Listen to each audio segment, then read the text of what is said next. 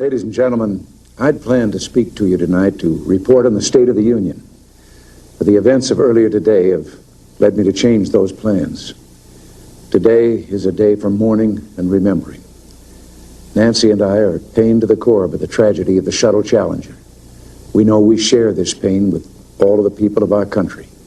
This is truly a national loss. 19 years ago, almost to the day, we lost 3 astronauts in a terrible accident on the ground. But we've never lost an astronaut in flight. We've never had a tragedy like this. And perhaps we've forgotten the courage it took for the crew of the shuttle. But they, the Challenger 7, were aware of the dangers, but overcame them and did their jobs brilliantly. We mourn 7 heroes: Michael Smith, Dick Scobie, Judith Resnick, Ronald McNair, Ellison Onizuka, Gregory Jarvis, and Krista McAuliffe. We mourn their loss as a nation together. The families of the 7, we cannot bear, as you do, the full impact of this tragedy. But we feel the loss, and we're thinking about you so very much. Your loved ones were daring and brave, and they had that special grace, that special spirit that says, give me a challenge, and I'll meet it with joy. They had a hunger to explore the universe and discover its truths. They wished to serve, and they did. They served all of us. We've grown used to wonders in this century. It's hard to dazzle us. But for 25 years, the United States space program has been doing just that. We've grown used to the idea of space, and perhaps we forget that we've only just begun. We're still pioneers. They, the members of the Challenger crew, were pioneers. And I want to say something to the school children of America who were watching the live coverage of the shuttle's takeoff. I know it's hard to understand, but sometimes painful things like this happen. It's all part of the process of exploration and discovery.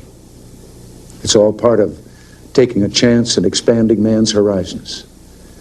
The future doesn't belong to the faint-hearted. It belongs to the brave. The Challenger crew was pulling us into the future, and we'll continue to follow them.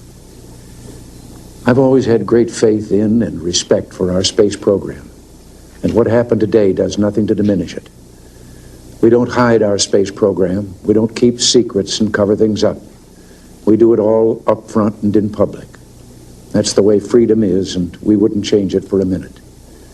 We'll continue our quest in space. There will be more shuttle flights and more shuttle crews, and yes, more volunteers, more civilians, more teachers in space. Nothing ends here. Our hopes and our journeys continue. I want to add that I wish I could talk to every man and woman who works for NASA or who worked on this mission and tell them your dedication and professionalism have moved and impressed us for decades, and we know of your anguish. We share it. There's a coincidence today. On this day, 390 years ago, the great explorer Sir Francis Drake died aboard ship off the coast of Panama. In his lifetime, the great frontiers were the oceans, and a historian later said he lived by the sea, died on it, and was buried in it.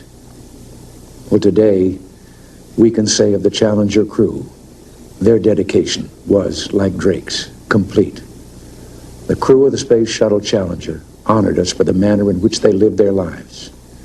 We will never forget them, nor the last time we saw them this morning, as they prepared for their journey and waved goodbye and slipped the surly bonds of earth to touch the face of God. Thank you.